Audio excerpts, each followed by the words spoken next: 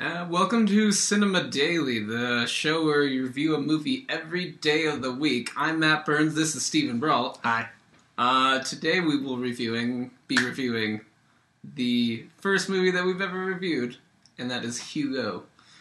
Based on the book The Invention of Hugo Cabret, it is about a boy that lives inside of a train station and is trying to figure out the mystery that his dad left him through an automaton, which is like a little robot thing, yeah. So basically, what were your thoughts, Steve? I don't know. I ended up thinking it was a pretty good movie. Mm-hmm. We saw in 3D, and I feel like after seeing the movie, you probably have to see it in 3D. Yes, definitely. There's so much in the movie that's all little clockwork, little things that they really zoom up on really big. And the details of the faces and stuff, it all seems like if you didn't watch it in 3D, it wouldn't be nearly as exciting or riveting. I agree. But overall, I thought it was really good. I was entertained the whole time. The beginning was a little bit slow. They didn't talk for a good 7 minutes at the beginning of the film. But overall, I thought it was a great movie. I really enjoyed it. What about you? I just adored this movie. Like, this will be in my top 10 at the end of the year. Really? Because I thought it is one of the most beautiful movies I've ever seen. That's true. Yeah. I mean, the 3D really The did 3D adds so much depth.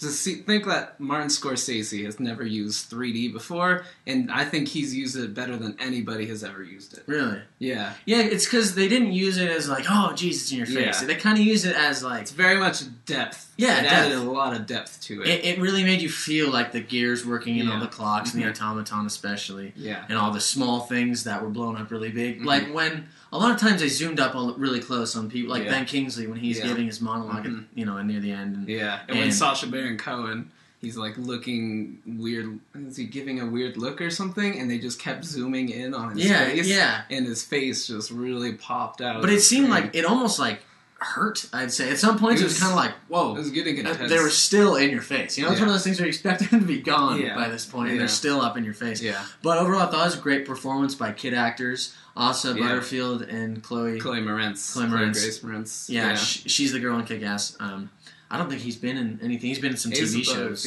Yeah, no, but he is going to be the child of Ender's Game. Okay. He was in Nanny McPhee Returns. We all know how great that was. I never saw that movie. I looked that up because I want to see what he was in. But overall, it was a pretty good performance by the kid actors. No, the cinematography. Well, I mean, it was great. We had to talk about it. Okay. So, the first 7 minutes of the movie, there's basically a very long take in which Asa Butterfield comes down from his clock tower where he lives into the train station. And that is like one of the most beautiful things you'll ever see in 3D. I'll agree with that. I will agree with that.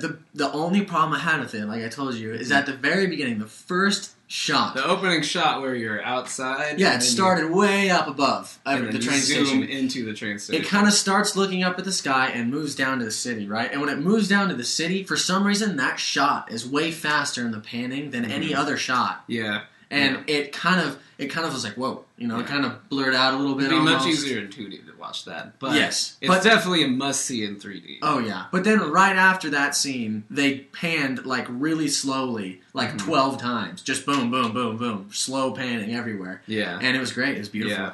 Yeah. The score... it's one of those things I didn't really notice. Yeah. I mean, it kind of fit the movie. It was kind of like French... I guess it didn't detract from the movie. Yeah. I liked the song that was at the end during the credits because it was very French. Yeah. Oh, there we go. Something to talk about. So they're in France. Right. Yeah. But they all speak in British accents. Yeah, that was an odd choice. I think it's just to make it easier. I guess if they spoke in thick French accents, it might be kind of hard to understand. Yeah. And you obviously want it to be... spoke in French, there'd be a lot harder curve for children to get into this movie. And there already is. Yeah, it's not a kid's movie. It really isn't a kid's movie. There was one scene that we saw that I thought, and I think you thought the same thing, that was kids' humor. Yeah. And that was when Sacha Baron Cohen gets attached onto the train by his leg. He has like a weird leg contraption. There was a couple kids sitting behind us, and they just did not seem entertained. Oh, no, they were talking through the whole thing. Yeah. It's awesome. It's they great. were really bored throughout that movie. Yeah, but I mean, I thought it was actually really good. I enjoyed it. Fascinating film. Just to see like Scorsese's work just how he does film in something completely different. You could definitely see like some of the way he did some of his shots, where it just kind of stays an awkward amount of time. Yeah. And there's 3 love stories going on. Yeah, there's like 4 or 5 because there's like the dogs, the kids, the kids, the old people with the dogs. Yeah, Sacha Baron Cohen, the flower girl, and Ben Kingsley and his wife. So it's actually Ben Kingsley and just imagination. That's true. That is, and actually the whole movie it was totally different. Because I never read the book. I don't know if you did. I didn't read it either. But it was totally different than I thought it was going to be. Yeah, I never thought. I thought it was going to be about the robots, which is like what they were pushing. Yeah, either about the robots. I'm going to be honest. I thought there was going to be like magic. I thought the robot was going to come alive. Yeah, I was kind of waiting for that. Yeah. It's one of those things. They stay on that robot's face for so long. It's kind of creepy. Yeah. It's a cool little silver face, and there's Inception. I definitely was the reason I was having trouble with actually going to see this movie, and I didn't see it the first day it came out, was because I figured that's where it was going to go, which is like magical, like robot just prancing around, like him having magical adventures. Yeah, well, when you told me like this, you told me the plot that some kid had a robot, and then the other girl had the key for it. Yeah. Right. Well, I thought, oh. Okay, so robot's gonna come alive and be their friend, but they took it a totally different way. Yeah, this is a beautiful story. It was amazing. So, are we allowed to talk about near the end? We could do spoilers. Okay, well, we'll display some spoiler alert, right across the top. But I'd like to say at the end of the film, they put in like 12 old movies, like really like. Yeah. I want to know where the movies are from. They got to be from the 1920s, 1930s. Oh, yeah. Like the beginning of film. I've seen the one that... The moon one? The Voyage to the Moon. Yeah, I've seen that too, actually. Yeah. And they're all really short. They're like 4 minutes. But they take like clips from them and put them through. And the thing is, they took those movies and they put them in 3D. Yeah. And so it was like, it almost felt like you weren't watching the old movies. Yeah, they really did a good job of post-converting those. They really did. And they did a good job of describing how they're made, how the couple had to do everything, Yeah. And really, the end of the movie was just so gratifying. Yeah. It very much felt just like Martin Scorsese's love letter to film. Yeah. But I thought it was... just celebrating film. I thought it was a great ending to a great movie that, I think it fit very well. Even though it's like they don't even describe the main plot until like 20 minutes left in the movie, which kind of takes it back. But when you're watching the movie, you don't really think about it because you think the main plot is something else. Yeah. And then it's like, boom. Yeah. And so the main plot is only, the last 20, 25 minutes, but it's a really thick, really, strong thing. Yeah. So it's a powerful ending to that movie. Mm-hmm. Okay. End of spoilers. Yeah? Yeah, end of spoilers. So we'll give our rating system here. It's 5 out of 5. Simple. So how many would you give it? Are we allowed to give decimals? Yeah, let's do that. Okay, I give it 3.7.